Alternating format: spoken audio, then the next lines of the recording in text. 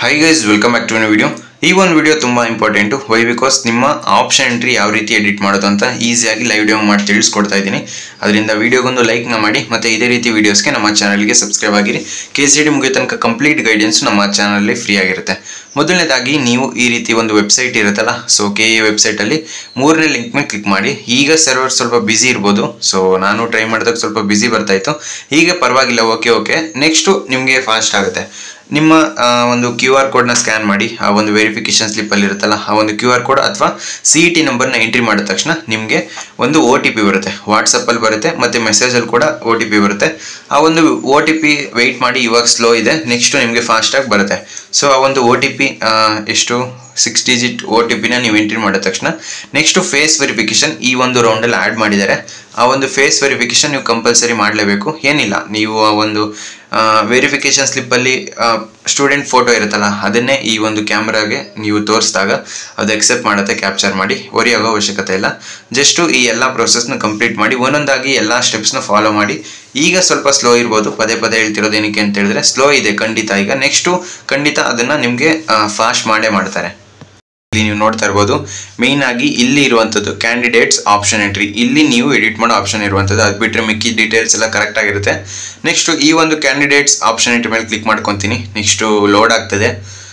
ಮುಂಚೆ ಒಂದ್ಸಲ ಟ್ರೈ ಮಾಡಿದೆ, ಸರ್ವರ್ ಬಿಸಿ ಬಂತು. ಈ ಸಲ ಸರ್ವರ್ ಏನಾಗುತ್ತೋ ನೋಡಿದ, ಬಟ್ ಈಗ ಸರ್ವರ್ ಬಿಸಿ ಬರ್ತಾ ಇದೆ. ಬಟ್ ಸ್ಟೂಡೆಂಟ್ಸು ಲೈವ್ ಡೆಮೋ ಮಾಡಿ ಅಂತ ಕೇಳ್ತಾ ಇದ್ದೀರಾ. ಗೊತ್ತು ನಿಮಗೆ ಇದು ಹೊಸ ಪ್ರೋಸೆಸ್ ಆಗಿರೋದ್ರಿಂದ ಏನಾದರೂ ಮಿಸ್ಟೇಕ್ಸ್ ಮಾಡ್ತೀವಿ ಅಂತ ಭಯ ಇರುತ್ತೆ. ಬಟ್ ನಾನು ಟ್ರೈ ಮಾಡ್ತಾ ಇದ್ದೀನಿ ಮಧ್ಯಾಹ್ನದಿಂದ, ಅವರು ಲಿಂಕ್ ರಿಲೀಸ್ ಮಾಡಿದಾಗಿಂದನೂ ಟ್ರೈ ಮಾಡ್ತಾ ಇದ್ದೀನಿ. ಸದ್ಯಕ್ಕಂತೂ ಯಾವುದೇ ರೀತಿ ರೆಸ್ಪಾನ್ಸು ಈ ಒಂದು ವೆಬ್ಸೈಟ್ ಕಡೆಯಿಂದ ಆಗಲಿ ಅಥವಾ KE ಅವರು ಏನೂ ಅಪ್ಡೇಟ್ ಮಾಡ್ತಾ ಇಲ್ಲ ಇದ್ರ ಬಗ್ಗೆ. ನಿಮಗೆ 21st ಇವತ್ತಿಂದ ಆ ಒಂದು ಎಡಿಟಿಂಗ್ ಆಪ್ಷನ್ಗೆ ಟೈಮ್ನ ಕೊಟ್ಟು, ಬಟ್ ಇನ್ನೂ ಸ್ಟಾರ್ಟ್ ಆಗಿಲ್ಲ. ಇನ್ನೂ ಇವತ್ತು ಆಲ್ಮೋಸ್ಟ್ ಈ ಒಂದು 21st ದಿನ ಮುಗಿದೋಯ್ತು ಅಂತ ಅಂದ್ಕೊಳ್ಳಿ. ಇನ್ನೇನಿದ್ರು 4 ಡೇಸ್ ರಿಮೈನಿಂಗ್ ಇರುವಂಥದ್ದು. ನನ್ನ ಪ್ರಕಾರ 1 or 2 ಡೇ ಎಕ್ಸ್ಟೆಂಡ್ ಮಾಡಿದ್ರೆ ತುಂಬ ಯೂಸ್ ಆಗುತ್ತೆ ಸ್ಟೂಡೆಂಟ್ಸ್ಗೆ. ನೋಡೋದ ಅವರು ಎಕ್ಸ್ಟೆಂಡ್ ಮಾಡ್ತಾರೋ ಇಲ್ವೋ ಅದು ಗೊತ್ತಿಲ್ಲ.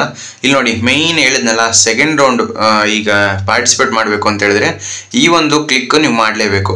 ಸೀಟ್ ನಾಟ್ ಅಲಾಟೆಡ್ ಸ್ಟೂಡೆಂಟ್ಸು ಮತ್ತು ಸೀಟ್ ಸಿಕ್ಕಿ ಚಾಯ್ಸ್ 2 ಚಾಯ್ಸ್ 3 ಸೆಲೆಕ್ಟ್ ಮಾಡ್ಕೊಂಡಿದ್ರೆ ನೀವು ಈ ರೀತಿ ಒಂದು ಪಾಪಪ್ ಇರುತ್ತಲ್ಲ, ಇದ್ರ ಮೇಲೆ ಕ್ಲಿಕ್ ಮಾಡಿಕೊಂಡು ಇಲ್ಲಿ ಏನಿದೆ ಒಂದ್ಸಲ ಓದ್ಕೊಳ್ಳಿ. I hereby agree and give my consent to participate in the second round allotment for UG CET UG NEET. I am fully aware of seat allotment procedures and consequences. I will join the college allotted to me in the second round and I will not reject the seat allotted to me in second round. ಇದು ಏನು ಅಂತ ಹೇಳಿದ್ರೆ, ನಿಮಗೆ ಸಿಕ್ಕಿರೋ seat second ರೌಂಡಲ್ಲಿ ನೀವು accept ಮಾಡಬೇಕು ಅಂತ ಒಂದು ಮೆನ್ಷನ್ ಮಾಡಿದ್ದಾರೆ. ನೀವು ಎಕ್ಸಿಟ್ ಕೂಡ ಆಗ್ಬೋದು, ಚಾಯ್ಸ್ 4 ಕೊಟ್ಟು ಎಕ್ಸಿಟ್ ಆಗ್ಬೋದು, ಅಥವಾ ಚಾಯ್ಸ್ 1 ಕೊಟ್ಕೊಂಡು ನೀವು ಕಾಲೇಜಿಗೆ ಅಡ್ಮಿಷನ್ ಆಗ್ಬೋದು. ಇದು ಅಗ್ರಿ ಕೊಡೋದು ಮೇಯ್ನ್ ಇಂಪಾರ್ಟೆಂಟು. ಈಗ ಅಗ್ರಿ ಕೊಟ್ಟ ತಕ್ಷಣ ಈ ರೀತಿ ಪ್ರಾಬ್ಲಮ್ ಬಂತು. ನೆಕ್ಸ್ಟು ಇನ್ನೊಂದು ವಿಡಿಯೋ ಮಾಡಿ ತಿಳಿಸ್ಕೊಡ್ತೀನಿ. ಸೊ ಇದೇ ರೀತಿ ಪದೇ ಈ ರೀತಿ ಪ್ರಾಬ್ಲಮ್ ಬಂದರೆ ಏನು ಮಾಡೋದಕ್ಕೆ ನೀವು ಹೇಳಿ. ಸೊ ವೆಯ್ಟ್ ಮಾಡಿ, ಇನ್ನೇನಾದರೂ ನೆಕ್ಸ್ಟ್ ಅಪ್ಡೇಟ್ ಬಂದರೆ ಖಂಡಿತ ಲೈವ್ ಡೆಮೋ ಮಾಡಿ ತಿಳಿಸ್ಕೊಡ್ತೀನಿ. ಏನಕ್ಕೆ ಈ ರೀತಿ ಪದೇ ಹಿಂಗೆ ಆಗ್ತಿದೆಯೋ ಗೊತ್ತಿಲ್ಲ ಖಂಡಿತ. ಸೊ ವೆಯ್ಟ್ ಮಾಡಿ, ಏನು ಮಾಡೋದಕ್ಕಾಗಲ್ಲ. ನಾನು ಟ್ರೈ ಮಾಡ್ತಾ ಇದ್ದೀನಿ, ಮಧ್ಯಾಹ್ನದಿಂದನೂ ಟ್ರೈ ಮಾಡ್ತಿದ್ದೀನಿ. ಏನಾಗುತ್ತೋ ಅಂದರೆ ಸ್ಟೂಡೆಂಟ್ಸಿಗೆ ಗೊತ್ತಿರೋಲ್ವಲ್ಲ ಈ ಒಂದು ಪ್ರೋಸೆಸ್ ಅಂತ. ಬಟ್ ಅದು ಮಧ್ಯಾಹ್ನದಿಂದನೂ ಇದೇ ಪ್ರಾಬ್ಲಮ್. ಈಗ ಅಟ್ಲೀಸ್ಟು ಲೋಡ್ ಆಗ್ತಿದೆ, ಒಂದೊಂದು ಸ್ಟೆಪ್ಪು ಲೋಡ್ ಆಗ್ತಿದೆ. ಬಟ್ ನೋಡೋದ, ಇನ್ನೊಂದು ಸ್ವಲ್ಪ ಹೊತ್ತು ವೆಯ್ಟ್ ಮಾಡಿ, ಏನಾದರೂ ಅಪ್ಡೇಟ್ ಆದರೆ ನಮ್ಮ ಚಾನಲಲ್ಲಿ ಅಪ್ಲೋಡ್ ಮಾಡ್ತೀನಿ.